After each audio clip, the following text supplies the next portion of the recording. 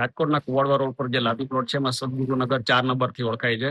તેમાં diamond store નામની આ દુકાન છે. તેમાં જે બાળકો માટેની કન્ફેક્શનરી, ચોકલેટ, હાર્ડ સોફ્ટ, પછી પેપ્સી, બાળકો જે પેપ્સી તરીકે પીવે છે એ દરેક વસ્તુઓમાં ચકાસતા અહીંયા પુષ્કળ માલ છે જેની એક્સપાયરી ડેટ વીતી ચુકેલ છે. એમાં 4 મહિના, 6 મહિનાથી 1 મહિના પહેલા એની એક્સપાયરી ડેટ વીતી ચુકેલ માલ પણ આપણે જોઈ શકાય છે, મળી આવે છે.